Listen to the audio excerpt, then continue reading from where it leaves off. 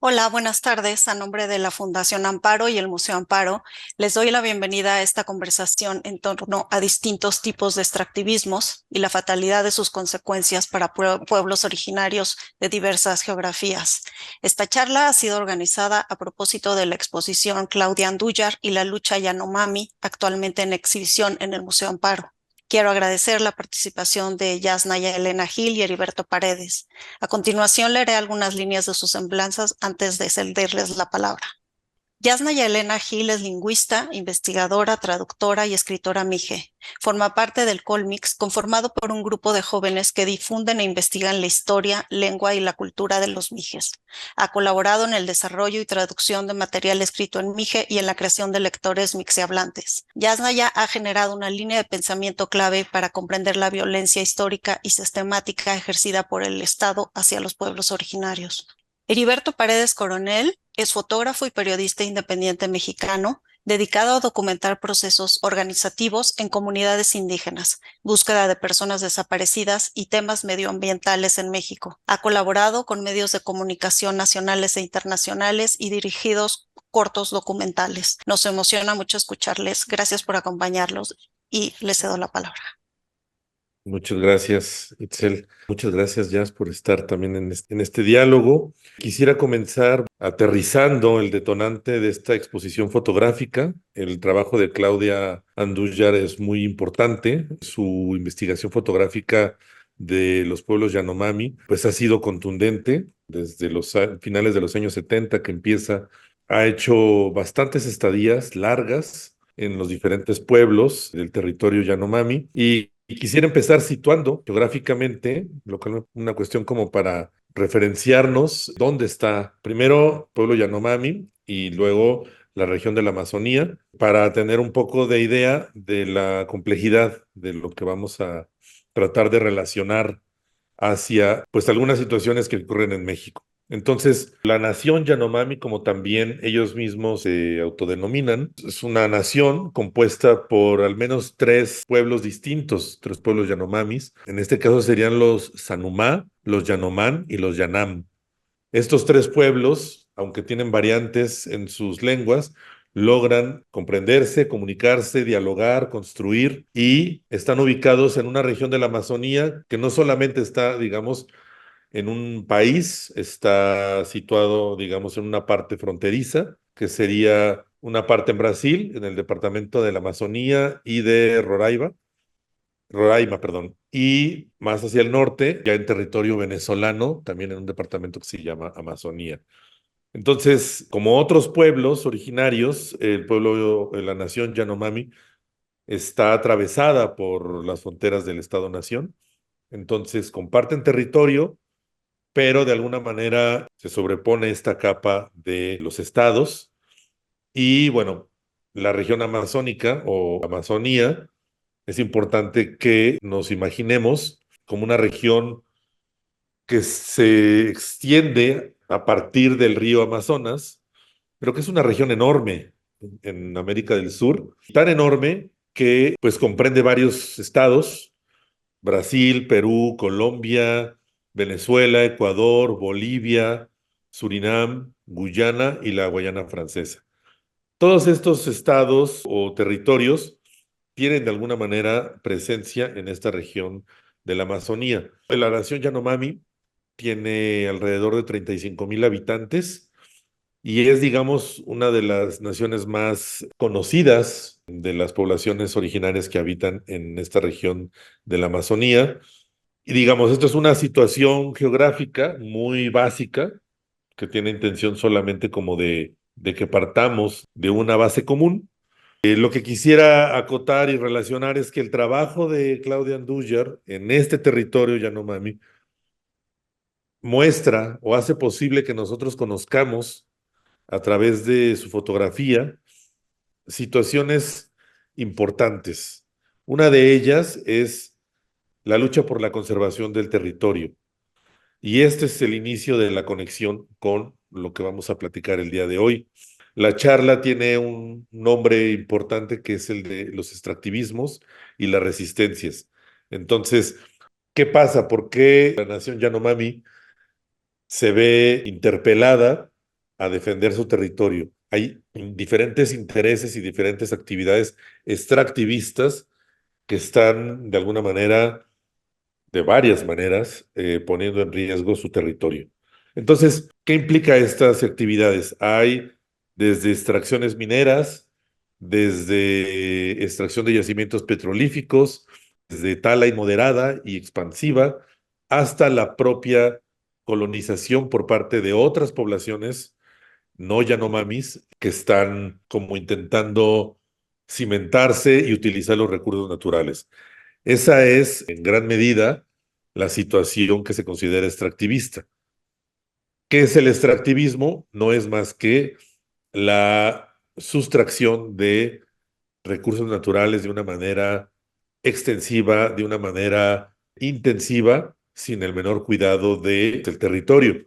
Obviamente, ahí entraremos en una discusión si es posible ser extractivista y tener cuidado del territorio o no, y a eso ya llegaremos en algún momento.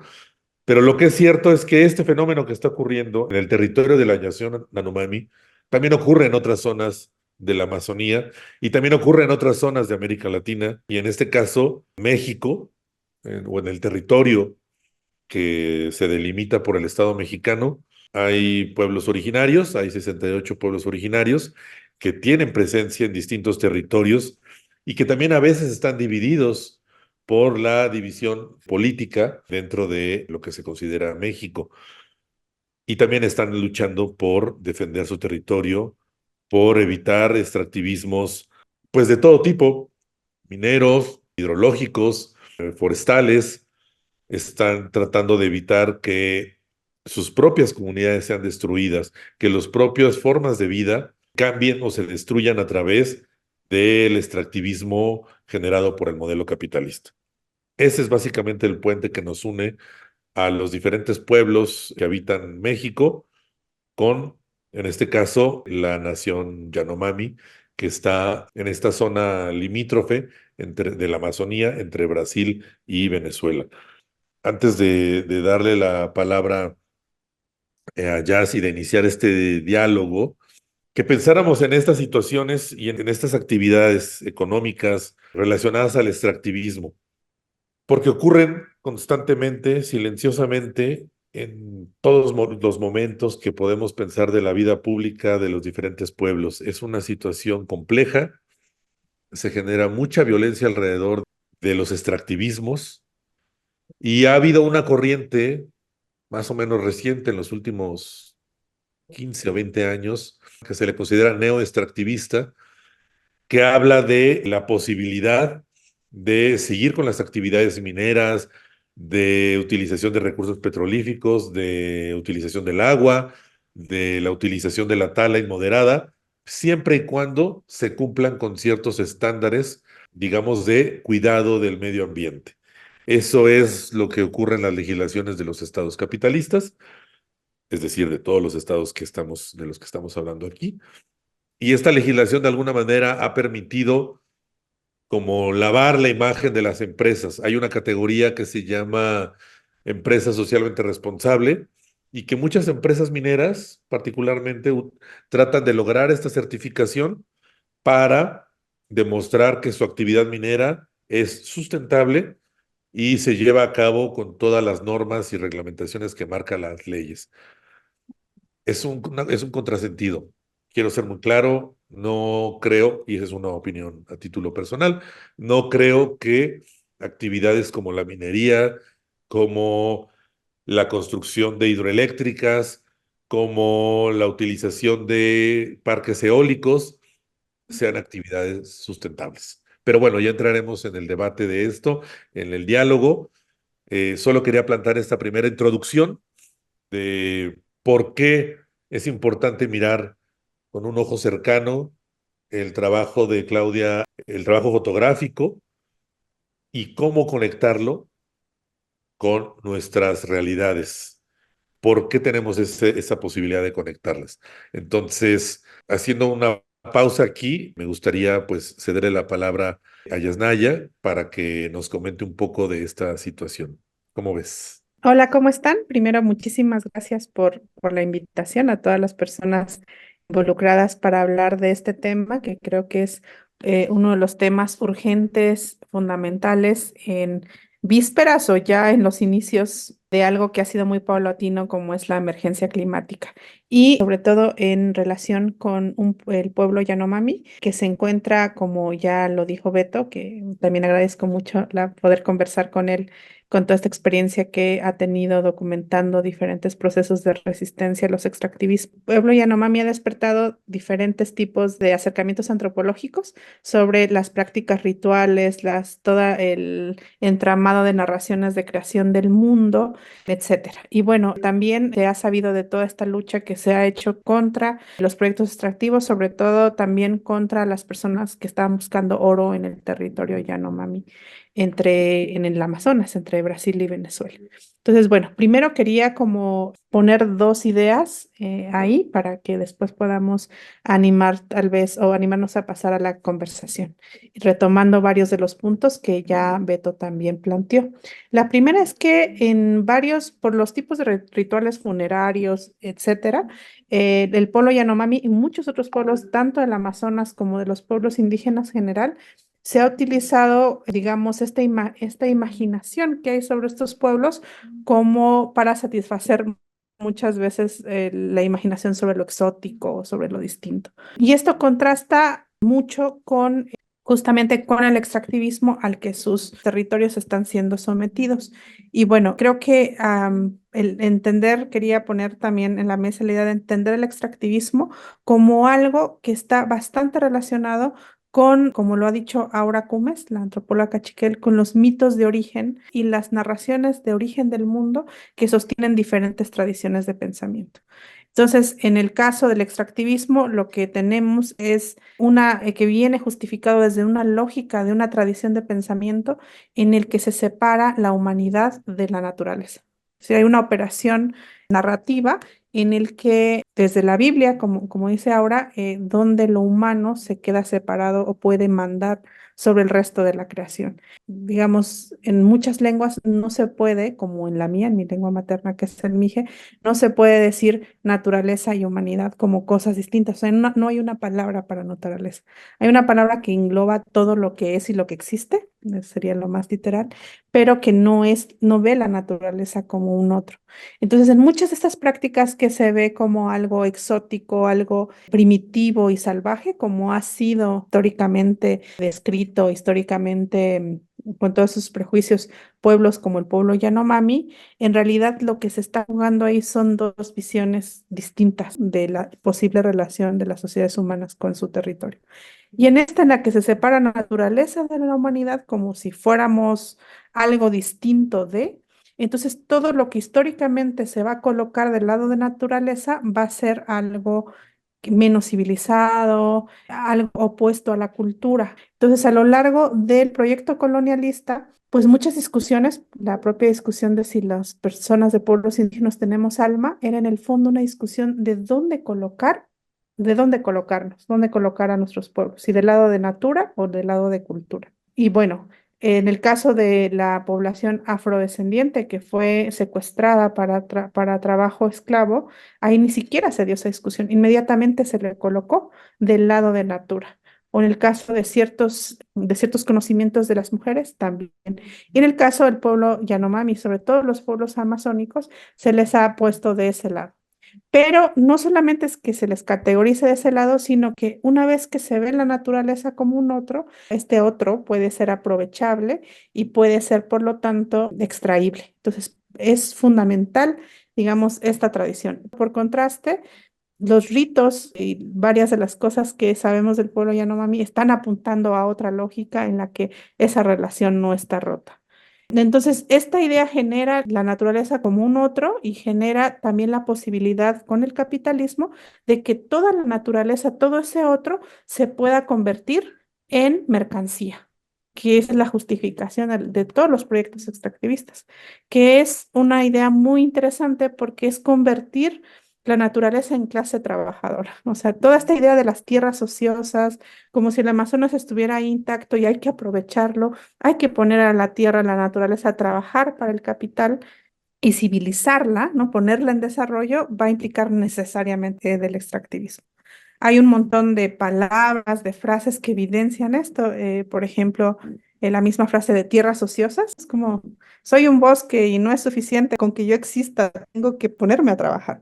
La propia, incluso desde el ambientalismo, llamarle servicios ambientales implica que está dando un servicio. O sea, esta lógica en el que la naturaleza es un otro y que tiene que trabajar para la humanidad, ya sea captando carbono o sea dando minerales para sostener esto, es lo que ha arreciado con los proyectos extractivistas o neoextractivistas, como dice Beto. Pero si vemos toda la historia del colonialismo como la imposición de esta visión de las cosas, de naturaleza separada de la humanidad, donde la naturaleza puede ser convertida en mercancía y puede ponerse a trabajar al servicio de la humanidad, entonces podríamos ver que esto ha durado todo el establecimiento del orden colonial. Claro, ahorita arrecia mucho más porque, al igual que en el caso del pueblo Yanomami, si vemos que el 60% de las reservas naturales del planeta se encuentran en territorios de pueblos indígenas, y estos elementos naturales que el capitalismo lee como recursos naturales se están acabando en esos otros territorios, pues ¿dónde van a ir a extraer más? Pues donde quedan las reservas naturales, que casualmente, lo digo entre comillas, es en nuestros territorios. Por lo tanto, es bien interesante que platicamos, veamos el caso del pueblo Yanomami o del pueblo Ikots en Oaxaca o del pueblo Sami en Noruega.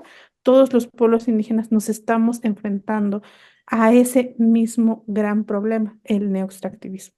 Es importantísimo esta aportación de esta división a partir de la cual se nos ha, pues, impuesto una manera, ¿no? De comportarnos, de vivir. Creo que hay que mencionar aquí que justo a través de esa separación entre el ser humano y la naturaleza, es que todavía hoy se están fincando todas estas ideas de progreso y desarrollo. Entonces, es evidente, y aquí quiero hacer dos paralelismos a partir de esto que planteas.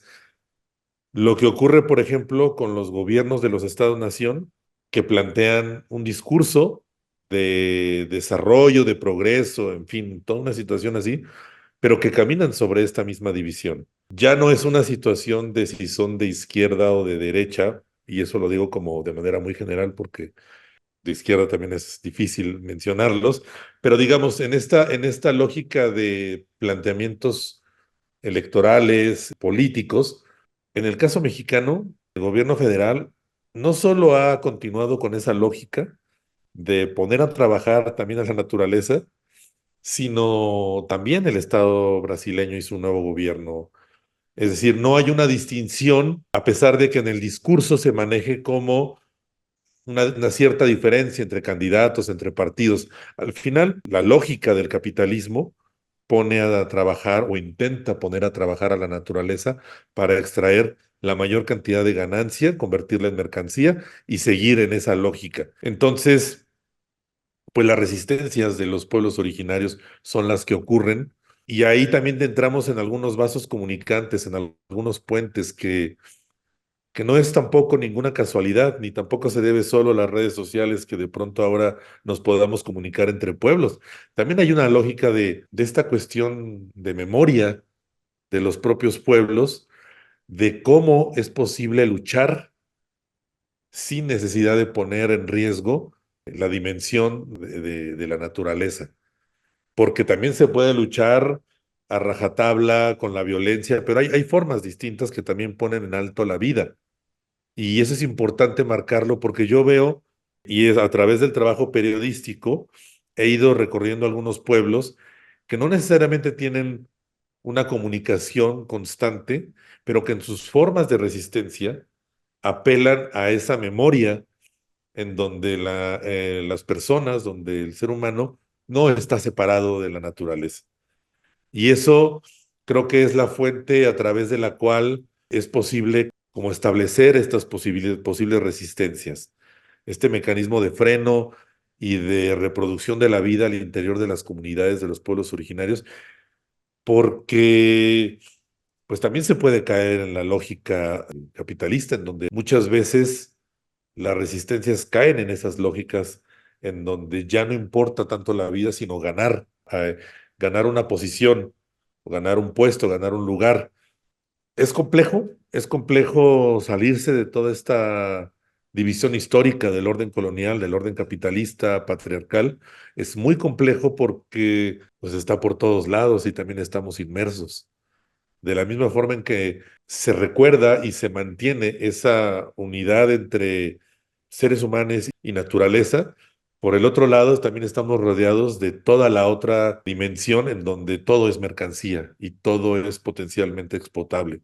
Entonces, tal vez separarnos o imaginar otros posibles caminos es donde está el mayor reto.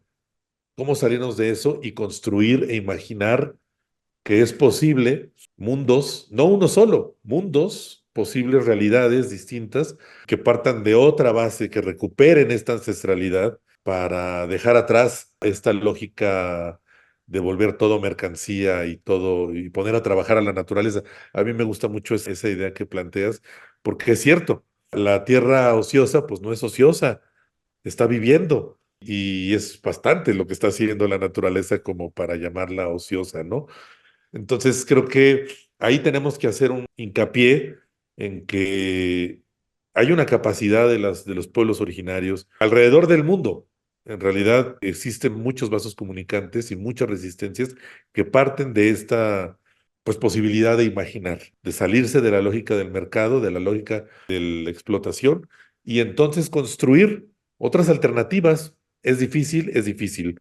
Tenemos encima una maquinaria capitalista que muchas veces se expresa pues con la violencia, tal cual, de grupos criminales, pero todavía estamos en un momento en el que podemos transitar hacia otras posibilidades. ¿Tú cómo lo ves, Jess? ¿Crees que tengamos chance de salir adelante? O bueno, de salirnos de esto.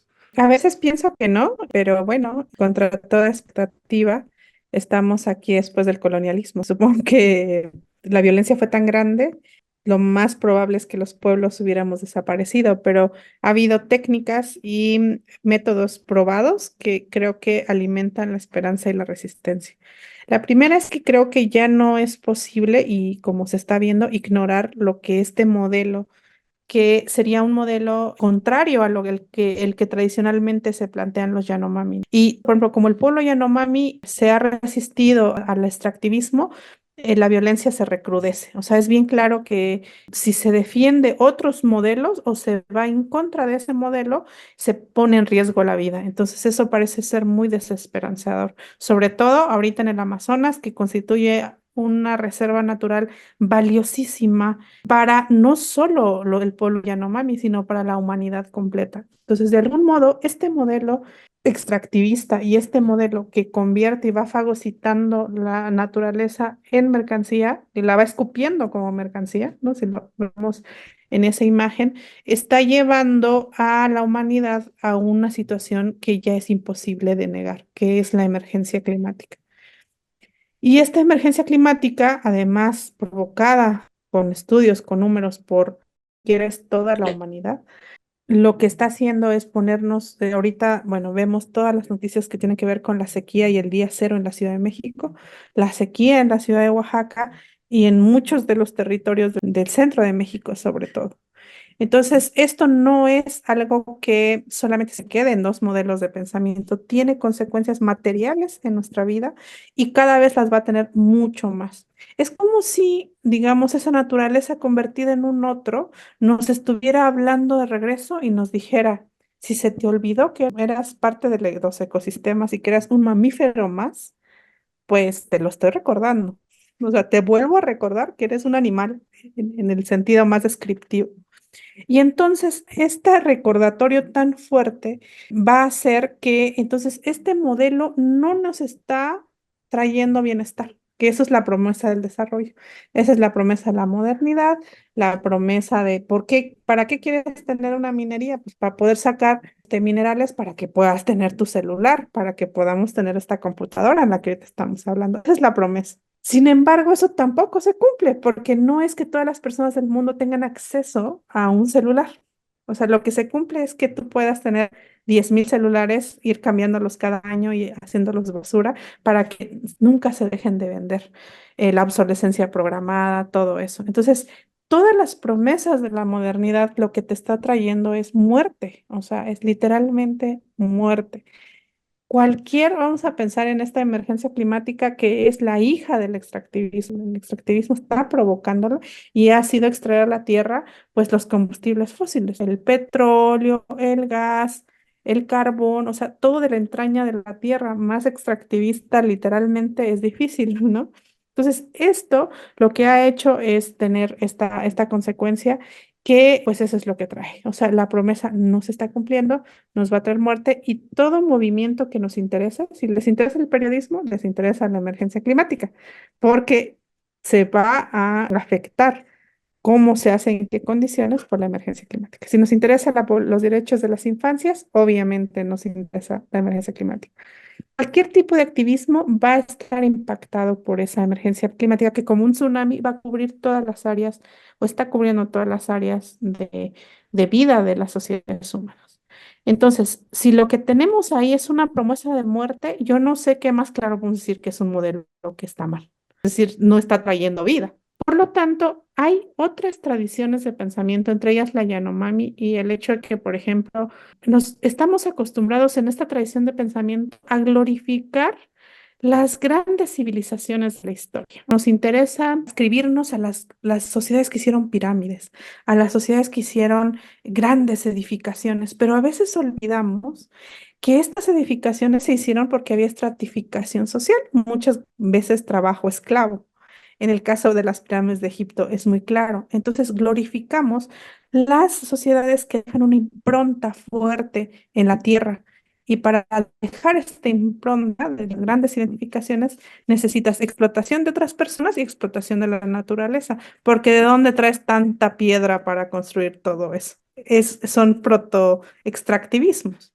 Pero al lado de esas grandes, digamos, avenidas o esas grandes autopistas de la humanidad, que esa es la historia que sí leemos, hay un montón de sociedades como la Yanomami, como el caso Sami y como de muchas sociedades nómadas, y no digo nómadas como algo del pasado, sino como un modo de existencia entre muchos posible, cuya importancia o cuya tradición de pensamiento es dejar la menos impronta posible. En la selva, por ejemplo, pues todas estas casas hechas de materiales de la propia naturaleza, pues con el paso del tiempo van a desaparecer. Entonces esas las leemos como primitivas, cuando la clave está en eso, porque eso no rompe el equilibrio con el entorno ambiental. Entonces, es muy interesante que he estado viendo en diferentes lenguas cuál es el concepto de bienestar. O sea, al final lo que queremos es vida, o sea, queremos vivir bien. ¿Este modelo desarrollista, este modelo extractivista nos está haciendo vivir bien? No, nos está amenazando la vida misma con la emergencia climática. En esas otras lenguas me di cuenta que tenía que ver mucho con el equilibrio. En Mije, por ejemplo, también esto a raíz de una plática justo con Aura Cumes, me puse después a investigar en otras lenguas y vemos, por ejemplo, en la tradición que he hecho el Summa Causai, no es que se oponga el desarrollismo al buen vivir, sino que hay muchas maneras. Y en todas estas, o en muchas de las que estoy viendo, la palabra para vivir bien, para el buen vivir, está relacionada con la palabra de equilibrio. En Mije, por ejemplo, es tener la entraña, que es donde tenemos las emociones codificadas, en equilibrio. ¿Y qué es el equilibrio? El equilibrio es estar en medio. Vamos a pensar que estos son dos extremos en mi pantalla y esto es el equilibrio. ¿Qué es el desarrollo? El desarrollo es crecer justamente de acá hacia allá. Es un crecimiento infinito. El progreso es alejarse del centro, es alejarse del equilibrio. Eso es el desarrollo. Es un cáncer. Cuando las células se reproducen sin tope, desarrollas un cáncer que enferma al cuerpo. Y eso ha sido, digamos que en la tradición occidental ha habido otras nociones de bienestar que fueron opacadas por esta, en donde la noción de bienestar fue cooptada por la idea de desarrollo, como que si la única noción de vivir bien fuera desarrollo y progreso. Pero desarrollo y progreso casi que es un antónimo, el contrario del equilibrio. El desarrollo es un desequilibrio, es alejarse perpetuamente del centro en un crecimiento del PIB exponencial económico, que es el crecimiento capitalista, que es no sostenible. Por lo tanto, en tradiciones como la Yanomami, sobre todo en estas sociedades cuya tradición de pensamiento se valora el equilibrio con la naturaleza y no la glorificación de dejar improntas gigantes sobre la faz de la Tierra. Creo que ahí tenemos una clave y que no, lo que queremos es Hotkuskochten en Mije, Sumakausai en quechua y otras muchas palabras que no puedo pronunciar porque hay muchos nombres con los que se designa qué es una buena vida. Eso es lo que queremos, una buena vida. No este cáncer que es el desarrollo, pero claro, hablar en contra del desarrollo no es algo que te haga ganar elecciones. Y lo que tienen en común la derecha y la izquierda es que aman el desarrollo. Pues aman el desarrollo porque están basados en la misma lógica. Es interesantísimo esta cuestión de ubicar el equilibrio.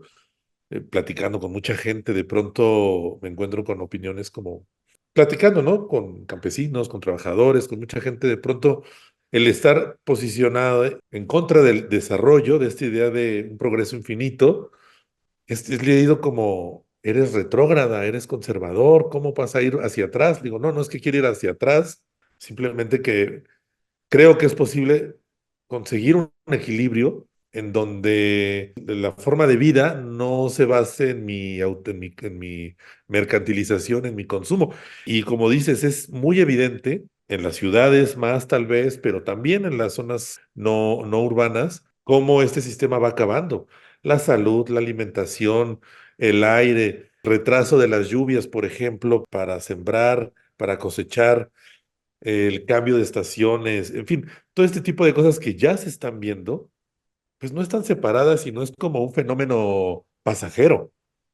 Yo no sé realmente cuál sea. Me gustaría a veces entrar en la mente de las personas que están dirigiendo estados, que plantean este crecimiento infinito, de realmente si tienen conciencia de lo que están haciendo. Porque pues es muy evidente este recordatorio de que somos animales, somos mamíferos finitos y que vamos y que tenemos un lugar y un espacio en donde tenemos que aprender a vivir con la naturaleza es cada vez más obvio. Si esto ha sido claro para muchos pueblos originarios durante cientos y miles de años, ¿por qué ahora fingimos demencia? Es como realmente no querer ver lo que hay.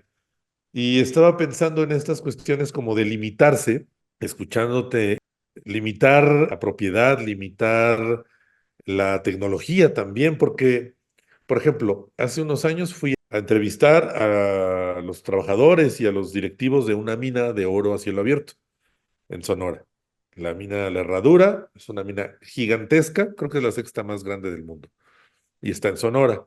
Entonces, ellos me decían como es que necesitamos, porque yo le pregunté, bueno, ¿y qué hacen con el oro? Ok, extraen oro y por cada tonelada de piedra que destruyen, extraen aproximadamente 1,5 gramos de oro por cada tonelada del cerro que extraen y que destruyen, sin contar todos los químicos que utilizan para dividir la piedra del mineral.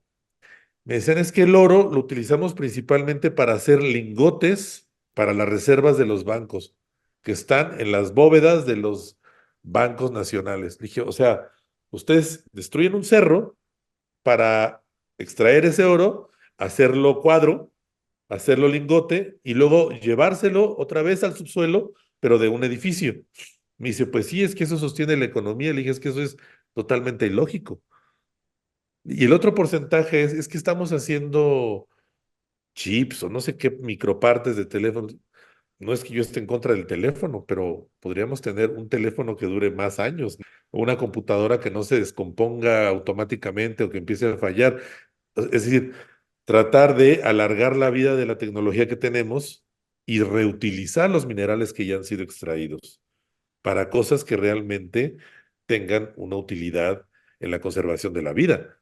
Pero los lingotes no tiene sentido toda esta destrucción del desierto para meter el oro debajo de la bóveda de un edificio o de varios edificios y utilizar gasolinas, químicos, gente. Es casi como hacer un hoyo para luego taparlo, un poco con esa lógica de inutilidad, porque nadie come oro y nadie va a utilizar ese oro para el beneficio comercial, para comprar comida, para tener alimentos, para distribuir bienes y servicios a un montón de población que lo necesita. No, está guardado, porque además financieramente se necesita un sustento real. Recordar este tipo de cosas con las que vivimos constantemente nos ayudan a eso o yo creería que nos pueden ayudar a esto, a entender el carácter cancerígeno del desarrollo. Entre más se crece, pues más destrucción hay, al contrario de la idea hipotética de a mayor desarrollo, mejor vida. Sí vale la pena este recordatorio que hace Jazz de buscar el equilibrio de que hay muchos pueblos en el mundo entero que tienen claro esto, que tienen claro que hay que conservar la naturaleza, que hay que seguir aprendiendo a vivir en ella, buscar el equilibrio y limitarnos como especie. No estaría mal profundizar en eso porque pareciera ser que esto es ilimitado, que nunca se va a acabar los recursos, que vamos a tener agua siempre y no es cierto. Ya comienza a haber toda esta sequía. Pienso en el momento en el que, por ejemplo, en la Ciudad de México realmente no haya agua. Faltaban como 100 días para que se acabaran las reservas del sistema Cutzamala. ¿Qué va a pasar cuando una población de 20 millones de habitantes realmente no tenga agua? Ahí va a empezar la violencia y la desesperación. ¿Hubo posibilidad de prevenirlo? Hubo posibilidad de prevenirlo. Se pudo haber escuchado a gente que decía, no, tal vez construir esto no es bueno, tal vez sería mejor consolidar reservas, en fin, hay opciones y no se están viendo.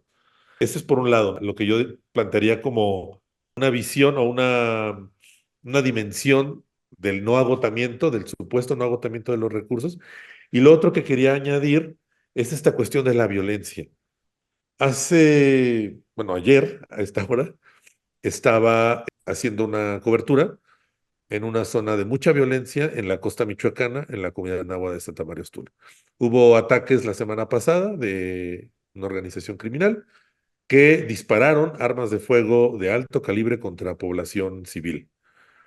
Sus mecanismos de seguridad lograron impedir que hubiera muertos, personas caídas, y lograron repeler la agresión. Pero yendo a platicar con las personas de la Guardia Comunal que están defendiendo, ayer estaba ahí, yo les preguntaba, ¿cuál es el sentido que ustedes le ven a estar aquí día y noche a 300 metros de donde están las barricadas de Jalisco Nueva Generación? 300 metros. Ahí estábamos viendo al enemigo, directo. Me decían, es que nosotros estamos defendiendo no el dinero, no una mina, no la estrategia de nuestro territorio. Estamos defendiendo que estas tierras son las que nos dan de comer, en donde hay ríos y donde nuestros hijos pueden nadar y divertirse. Estas son las tierras en donde nacimos y las que queremos defender porque conocemos la magnificencia de vivir en este territorio y estamos dispuestos a pelear hasta ganar. Pero llegar a un límite de esto es extremo.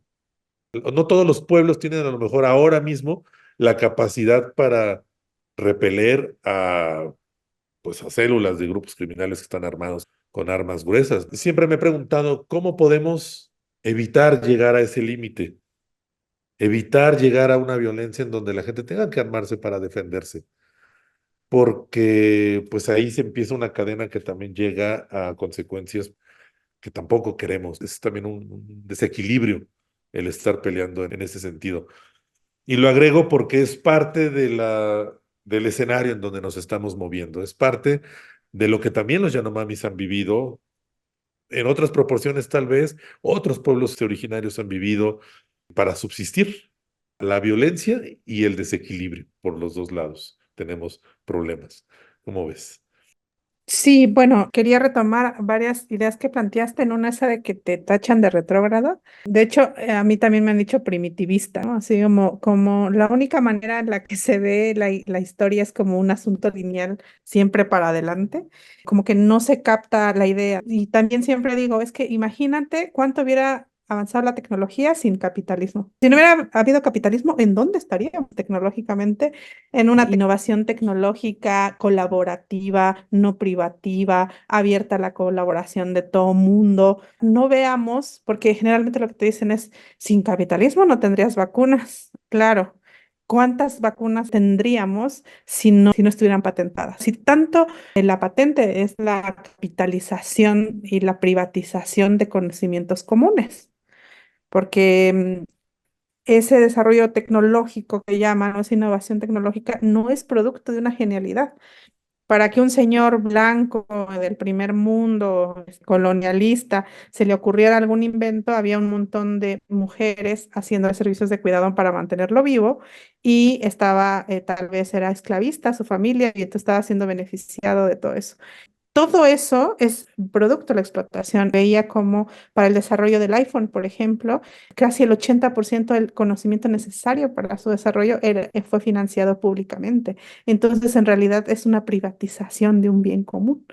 Entonces, no es que pensemos en primitivismo, sino que hubiera sido otra la innovación y la creatividad tecnológica sin la privatización de las patentes y de, por ejemplo, en el caso de las nuevas tecnologías, del software privativo. El software libre da otro tipo de condiciones.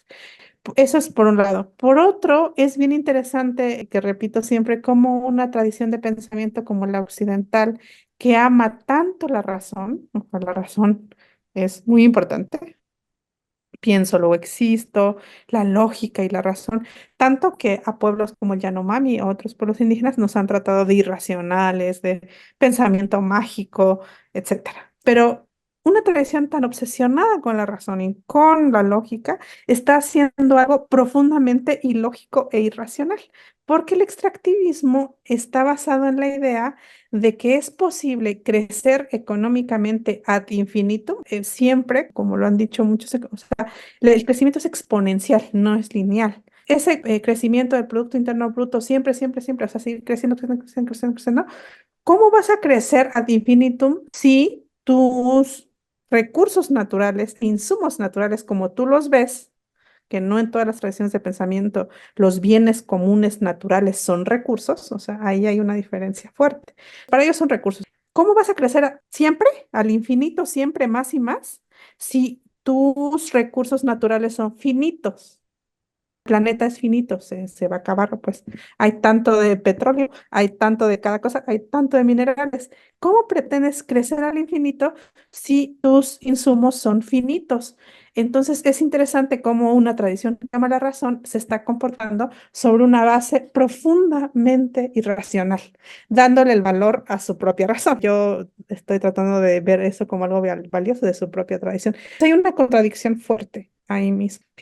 Ahora, en ese camino, lo que se está haciendo es, en este neoextractivismo, pues vemos como el proyecto colonial es en sí mismo extractivista, pero eso se ha hecho todavía con la revolución industrial y con el capitalismo, se ha acelerado de una manera de que en los últimos, no sé, 50, 60 años, se ha sacado mucho más minerales del subsuelo que durante toda administración española colonial, que esos 300 años, ahora ha sido mucho más.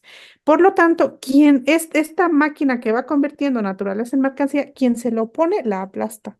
Y por eso, defender el medio ambiente, defender el territorio, defender otra tradición de pensamiento, implica la vida, como es el caso ahorita que nos estás hablando de Ostula, en donde, por ejemplo, en general, es muy común que el crimen organizado esté en alianza con el Estado, como en México es muy claro y en muchos lugares, simplemente son como dos lados del mismo mecanismo extractivista. Entonces, muchos de estos también se han ido a actividades extractivistas, como sabemos con la minería sobre todo.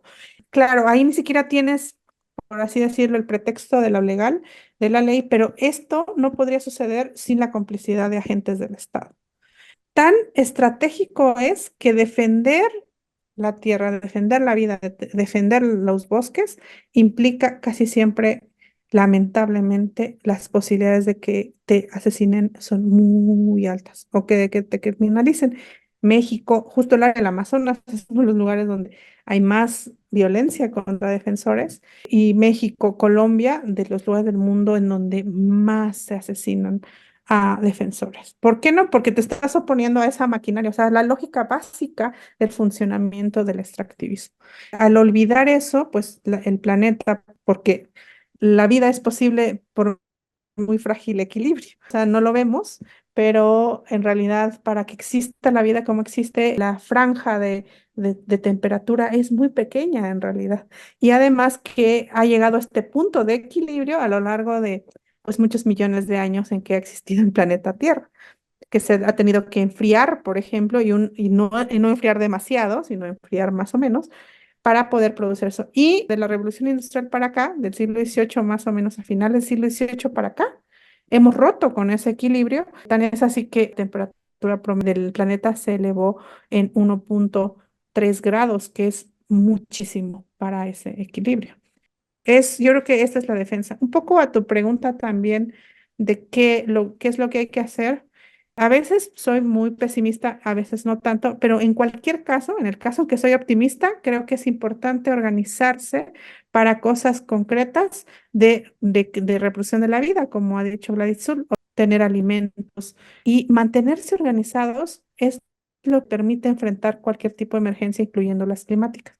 Puedes estar organizado en torno de cosas que no parecen políticas, pero ya organizarse en sí mismo es político. Entonces, el individualismo le hace muy bien a este sistema.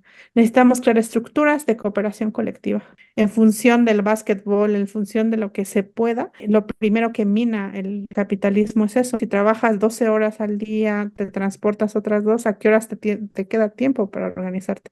Pero quienes pueden organizarse, y yo siempre pienso, vamos a ver, en el mejor de los casos que logremos no revertir, porque ya no se puede revertir, pero paliar y que no sea más grave la emergencia climática, va a tener que ser organizándose. Y aparte, quitándole la máscara a quién tiene esto. No eres tú por usar popote. Digo, no hay que usarlo, pero no eres tú, es ese 10%, ese 1% de la población que está beneficiándose de todo esto. Y en el peor de los casos que no lo logremos y la emergencia climática, digamos, nos vaya a aplastar de manera, incluso así hay que organizarse, porque la posibilidad de poder atravesar eso va a ser mediante la organización, no va a ser el Estado, no va a ser el capital. Y siempre digo, yo quiero colaborar en las estructuras comunitarias y comunales de mi pueblo, porque si lo logramos va a ser organizado. Y si no lo logramos, y los cerros se desgajan porque llueve mucho, que es lo que hay en la sierra, por lo menos tendré el consuelo de que esta estructura pequeña, concreta, colectiva en la que trabajé va a rescatarme de los escombros o bien va a darle a mi cuerpo una sepultura que le dé consuelo a mi familia. En eso es lo que yo quiero. Porque en lo otro no hay esperanza, o sea, es algo que se va mordiendo la cola. Y también pienso que estamos tal vez pensando que tiene que hacerse muchas grandes acciones desde el Estado, que no lo hace, por principal función es cuidar la propiedad privada, ¿no? Esa es una de las razones de su existencia fundamentales. Hay un problema, hay una adicción que pocas veces se resuelve en favor de la naturaleza. ¿Qué vamos a hacer? Yo creo que en ese caso es muchas organizaciones concretas, el piensa global y actúa local de las ecofeministas es una estrategia para proveernos vida. El agua, por ejemplo, es una cosa muy interesante y de cómo funciona. El agua no se crea en laboratorios, nadie manufactura agua. Y para que el agua funcione, el famoso ciclo del agua, pues intervienen océanos, atmósfera, bosque, suelo y subsuelo. O sea, interviene una cosa muy compleja es el ciclo del agua, si lo volteamos a ver. Por lo tanto, si nadie manufactura el agua, ¿por qué alguien la vende? ¿Por qué alguien está succionando 36 litros de agua potable para hacer 1 litro de Coca-Cola? Que además enferma. Entonces, ¿para qué? Para que puedan tener ganancias. Ahí se ve claramente el robo. El agua es un bien común porque no es de nadie, nadie la manufactura, nadie la hace, nadie es propiedad. Pero algunas personas lo pueden vender. Ahí creo que va a estar la clave de la resistencia en esa organización comunal. Ante el mejor escenario, incluso ante el peor, no nos queda otra opción. Hace tiempo no sé si han visto este programa que se llama Shark Tank, que es un programa en donde le presentas a empresarios muy exitosos según esto para ver si invierten en tu emprendimiento. Entonces recuerdo que se trataba de un producto que era buenísimo. Creo que era un cable, no recuerdo bien qué producto. Era tan bueno que una vez que lo comprabas, podías no volver a comprarlo en toda tu vida. Comprabas una vez para toda la vida. Duraba muchísimo, estaba hecho para eso. Y recuerdo a todos los del Shark Tank diciendo, eso no es negocio. Si nadie te vuelve a comprar, ¿para qué lo quieres? Esa es la lógica que subyace ahí. Y ese de vuélvelo a comprar y vuélvelo a comprar, porque no es que tenemos un buen producto que dure toda la vida, es la lógica que sostiene el extractivismo. Y en eso están poniendo territorios y vida de muchas personas. Qué interesante de esta persona que fue a vender un cable. ¿Qué habrá pensado? Porque es como la persona diferente en medio de todo un sistema que va y dice, no, pues este cable es irreemplazable, nunca lo va a tener que comprar. Y desafortunadamente eso es lo que valdría la pena, tener productos que duren mucho. Ningún problema si se extingue la Coca-Cola, por ejemplo, porque estamos destinando agua para crear refresco a una empresa, beneficiarla, y no justamente cuidar el agua para el uso equilibrado entre la población.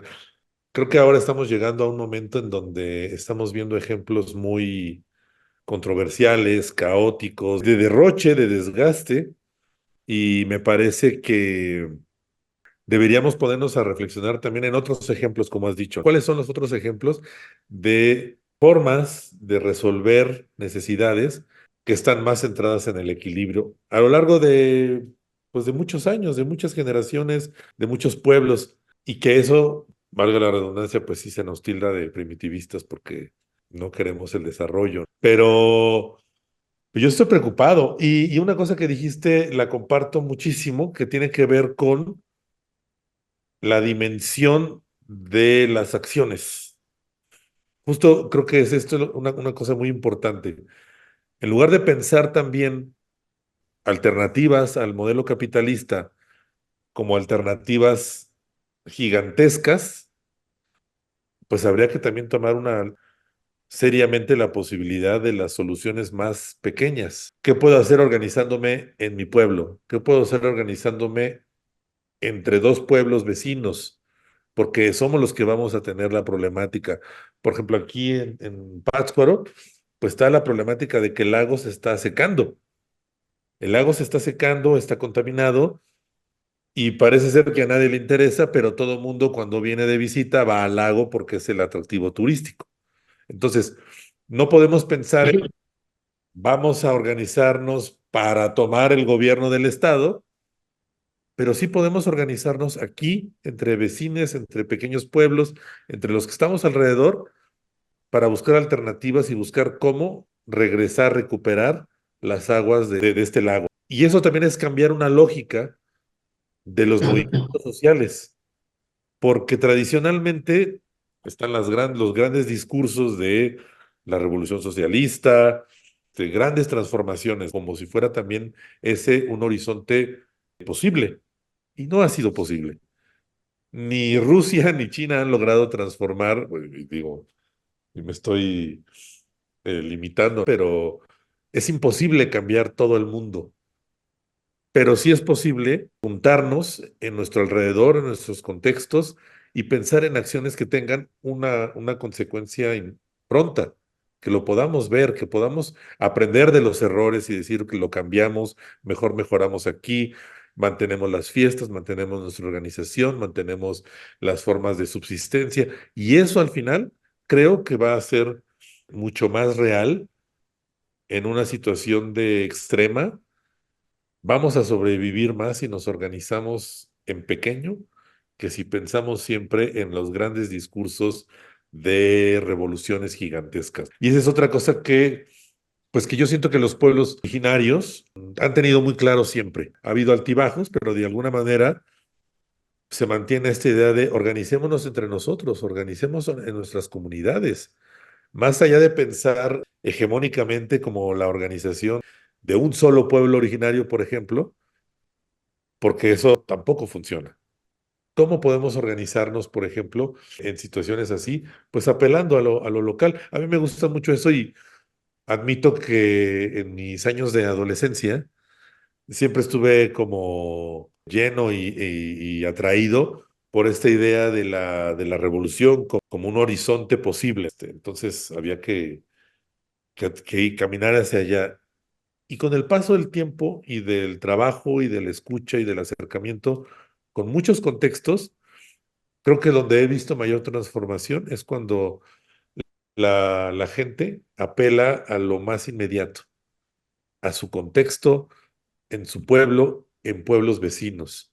Y de ahí, pues a lo mejor crece, pero a lo mejor no. Cada quien tiene sus formas. Y quisiera, por ejemplo, mencionar un ejemplo de esto.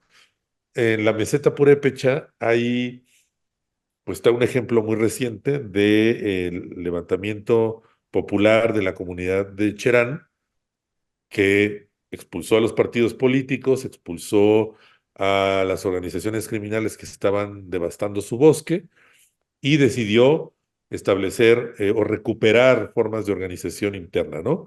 Y de seguridad también que responden a sus tradiciones purépechas ancestrales. Y empezó alguien externo a la comunidad a generar un modelo, a partir de esta experiencia, generaron como un manual y tratar de imponerlo en otras comunidades.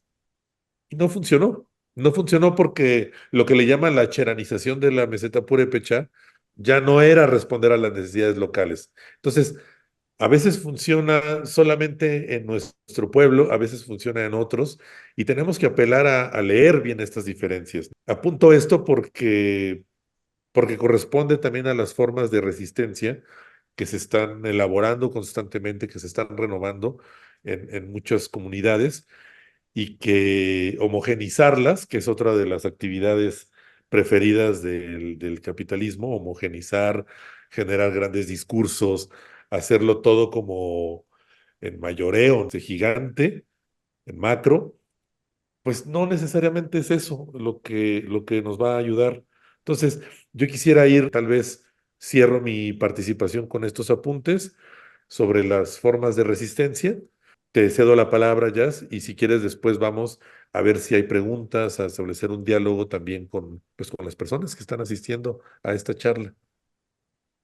Sí, creo que estaría bien abrir como a comentarios, ¿no? Pues muchas gracias. Creo que han mencionado de manera muy elocuente y clara la necesidad de entender cómo la emergencia climática es consecuencia directa del extractivismo, y gracias por exponer esta separación entre humanidad y naturaleza a favor de prácticas de despojo y cómo se ha insertado esta visión en el pensamiento contemporáneo, ¿no? La lógica capitalista no se cuestiona a pesar de que estamos frente a un deterioro del medio ambiente muy, muy evidente. Y ha sido muy acertada la manera en que han expuesto la urgencia de cuestionar estos modelos desarrollistas, de ampliar las resistencias, de organizarse. Tenemos que tomar conciencia de cómo estamos rodeados de dones colectivos, como los ha llamado Yasnaya, y no recursos inagotables de los que podemos disponer. Entonces abrimos las preguntas con este código QR que aparece en la pantalla, lo pueden escanear desde su teléfono para hacer directamente ahí las preguntas. Nos preguntan si existe algún ejemplo de buenas prácticas en temas de extractivismo. Yo uso estrictamente extractivismo como ese instrumento del proyecto colonial y capitalista, pero creo que hay otros modos de relación y aprovechamiento en equilibrio. O sea, no le llamaría extractivismo, sino el extractivismo implica justamente romper el equilibrio y que no se vuelve a rehacer el equilibrio, no se está pensando en eso. Entonces yo creo que se usa en ese tipo, en ese sentido, no creo que haya un buen extractivismo, ¿no? Es como el tipo de instrumento que se utiliza. ¿Hay otros instrumentos y otras maneras de relacionarse con el entorno? Sí. ¿Que no son extractivistas? Sí. No sé qué piense Beto. Sí, yo creo que el extractivismo es utilizado particularmente para esto, cuando hay una actividad no de conservación, sino justamente lo contrario, de sacar a rajatabla lo que le llaman recursos, minerales, agua, aire, petróleo, pero puede haber una relación distinta, sustentable con la naturaleza. Y de ahí que, por ejemplo, una diferencia entre la agricultura o la actividad agrícola en pequeña escala y la agroindustria, como la del aguacate, las berries, el limón, pues que está generando, más allá de lo criminal que pueda mencionarse, está generando una destrucción de las tierras y de los hábitos alimenticios. Hay creo que una diferencia clara. Nos preguntan, me gustaría saber cómo el derecho legitima al extractivismo. Bueno, no soy abogada, pero quiero aventurar ahí unas ideas al respecto. Se tiene en principio más bien, habría que ver que estas prácticas, estas ideas extractivistas son previas a la justificación de los sistemas legales. Entonces, los sistemas legales se van a ir, digamos, adaptando a estos emprendimientos o colonialistas. O sea, por ejemplo, el derecho de conquista. De qué conquista, de encomienda, de qué se le da a quien descubre tierras que no, que parece que no hay nada ahí y entonces se abocan, son un entramado legal que va a estar justificando el despojo, como que se van dando después. El caso de la propiedad privada y el derecho, por ejemplo, las concesiones, que es el Estado mexicano concesionando algo que pretende suyo a empresas mineras canadienses, etcétera, está fundamentado en un entramado legal. Entonces, básicamente necesita de ese entramado legal para darle legitimidad legal, pero no ética no tiene, ¿no? Sí, por ejemplo, hay ejemplos concretos como para pensar en lo inmediato de esto.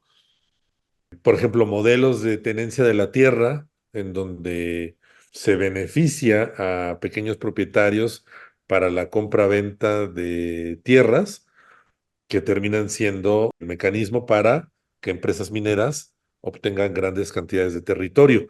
Entonces, los tribunales agrarios, la ley agraria, beneficia este tipo de modelos de tenencia y lo que también marca la ley como una obligación para procesos de establecimiento de minas, por poner un ejemplo, o de megaproyectos, que es la consulta libre e informada, pues tiene poco lugar, para nada es libre y para nada es informada. Hay una coerción muchas veces en esto, o se dividen las asambleas comuneros y comuneras, y entonces esta legislación se moldea para que una empresa minera se pueda establecer y no, digamos, se respeta para ver realmente si están actuando conforme a derecho. Sí hay una legislación y por lo tanto el derecho que priva, pues no es el derecho que está, digamos, de alguna manera defendiendo, en este caso a las comunidades o el equilibrio en la defensa del territorio, sino a las empresas que establecen megaproyectos. Aquí hay uno de mencionar algún ejemplo en México de buenas prácticas en temas de minería. Pues yo no conozco ninguno, todos los demás. Como O un sea, oxímoron, ¿no? sí, o sea, creo que es una contradicción. No hay buenas prácticas mineras. No hay cooperativas de pueblos diciendo vamos a hacer minería sustentable y vamos a ver que se regenere la beta cada cierto tiempo, controlado por los propios, digamos, habitantes de esos territorios. Si a eso se refieren, bueno, yo no conozco, no sé si Beto conozca algo así. No, Generalmente son concesiones con muy malas prácticas. incluso la minería artesanal que le llaman, por ejemplo, que se desarrolla pues Campesinos, ajá. en pequeña escala, termina por generar contaminantes a los ríos, incluso también por generar divisiones entre familias que la operan. No hay yo no conozco ninguna práctica minera, ni en general ninguna práctica industrializada en ese sentido que tenga buenos resultados hasta ahora. Preguntan también, ¿México está preparado para la extracción del litio y para reparar el daño ambiental que eso ocasionará? Solo quería agregar ahí la primera. No, he estado empezando a leer sobre el litio más, entonces, pero todavía no puedo contestar la pregunta exactamente. Pero eso de México está preparado, es muy importante pensar que al sistema medioambiental no le importan dónde están las fronteras arbitrariamente establecidas, que el mundo no está preparado para más extractivismo. Lo que sucede en un lado va a impactar en otro. Entonces, ¿puede México tener los insumos para hacerlo? Sí. Los efectos de lo que pasa en un lugar afecta los límites de un estado-nación, no, afecta todo el sistema que es cíclico, que es circular, lo que pasa con la corriente del Golfo o lo que pasa con corrientes que están fuera del territorio mexicano, afecta al territorio mexicano, lo que pasa en los polos afecta aquí, lo que pasa aquí, no sé cómo decirlo. Ahora, en el caso del litio, lo que pasa es que siento que en gobiernos de izquierda y derecha es más bien quién hace el extractivismo, es lo que cambia. En un gobierno neoliberal, generalmente el Estado concesiona y en el otro caso es el Estado que lo hace, pero los efectos generalmente pues son del mismo modelo. Sí, lo del litio es complejo. Yo también estoy recién pues en este año, en estos meses, investigando más porque me parece un tema muy grave como que sonara muy bien, ¿no? Ah, se nacionaliza la extracción de litio. Uy, pues la verdad es que, o sea, yo apenas puedo con la nacionalización del petróleo, ¿no? Y eso pasó hace 90 años. Ha sido muy complejo, y como dice ya, como no estamos aislados, responde a muchas aristas. Creo que más que México, justo la naturaleza no está preparada para que le metamos otra perforación y saquemos este mineral. Van a venir más problemas, van a venir más efectos. Yo lo vería como algo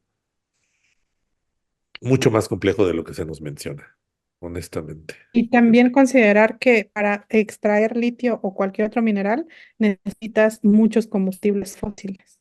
Todavía no es que la minería o todas esas máquinas y todos esos proyectos utilicen energía verde, o sea, o sea, es dependiente en gran parte de los combustibles fósiles. Ahora, ¿sería posible tener tecnología que no dependiera de la extracción de minerales? Bueno, si no hubiera habido capitalismo, no sé, ¿dónde estaría la tecnología ahora? Tal vez sí, tendríamos otras más cosas. Y también la limitante, a tener un límite, digo ya sin sonar a raciocinio, pero a racionar.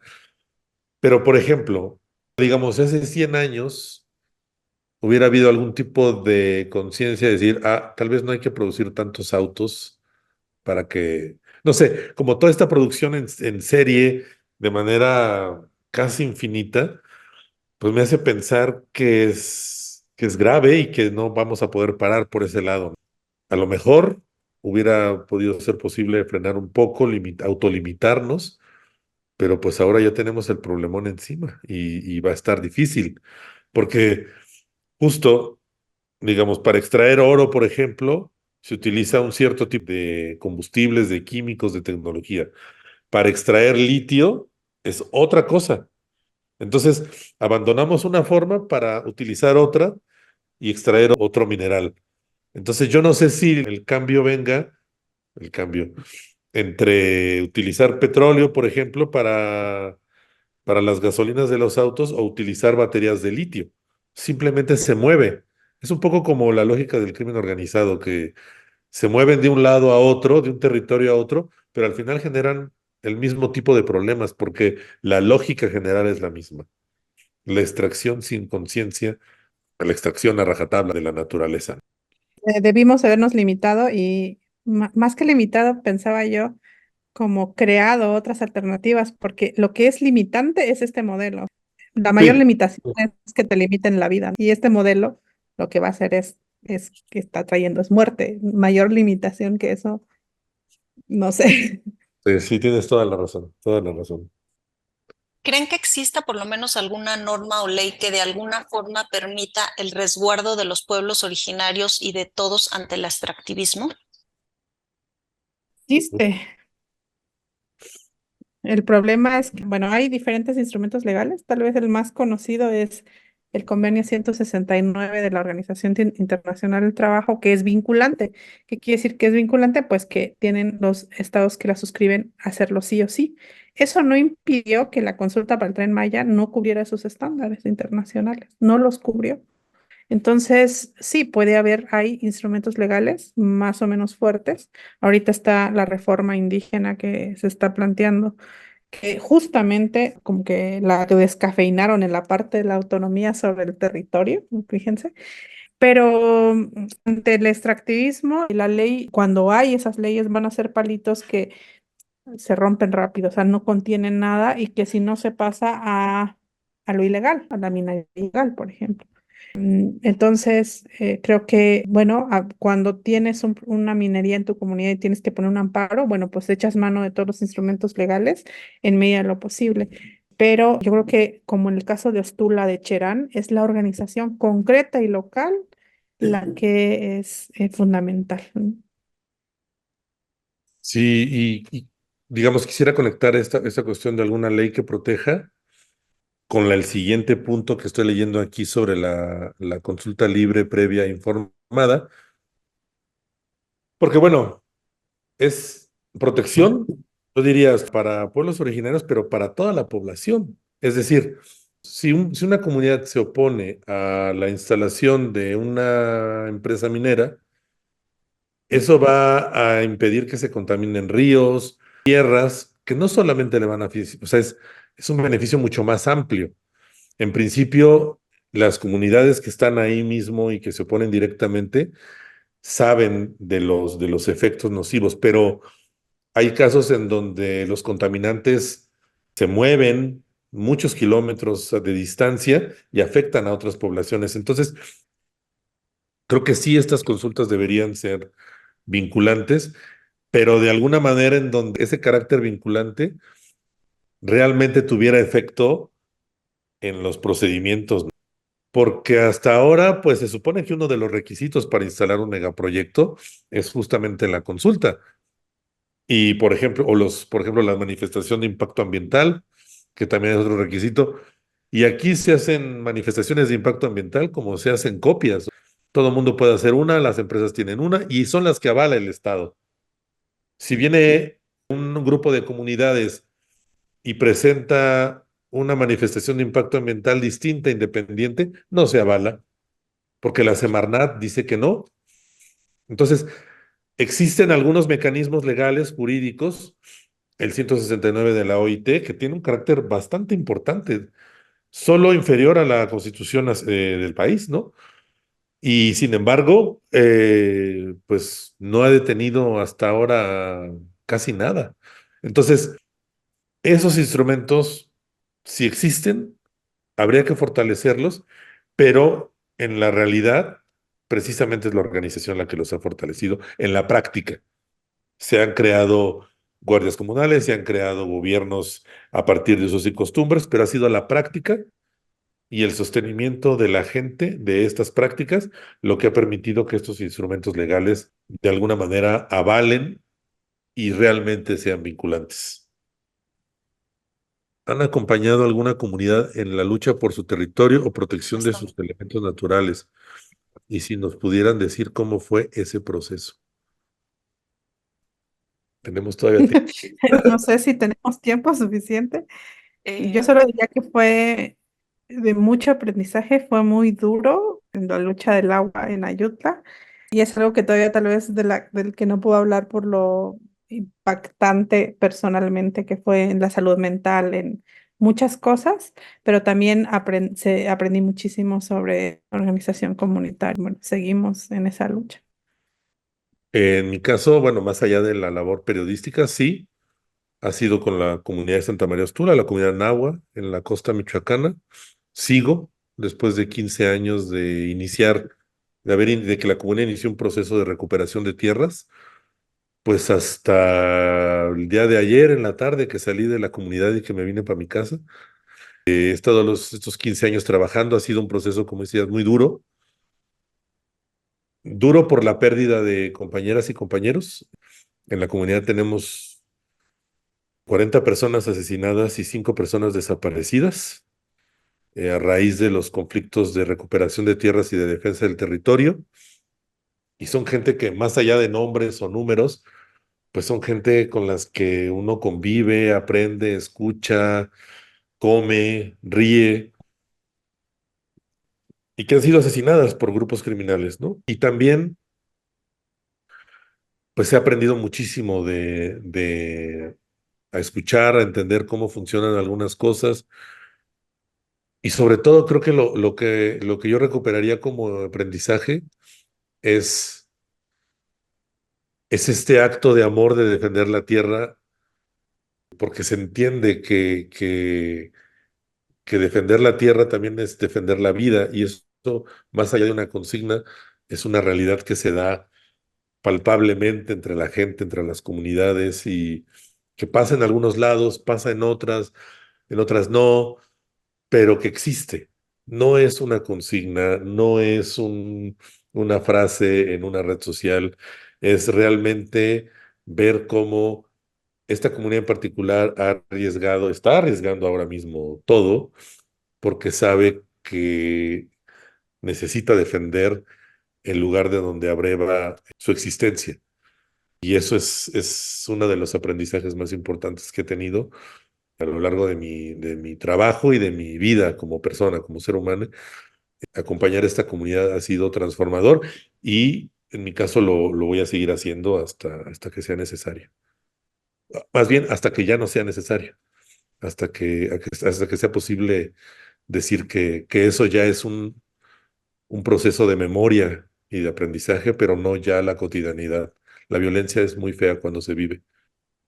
Quiero agradecerles nuevamente a Yasnaya y a Heriberto por esta lucidez y por compartirnos estas reflexiones, a las personas también que nos acompañaron en esta transmisión. Y les invitamos a que visiten la muestra Claudia Andújar y la lucha Yanomami en el Museo Amparo, que estará hasta el 4 de marzo. Muchas gracias y buenas tardes. Muchas gracias, Estel. Muchas gracias, Jazz. Muchas gracias.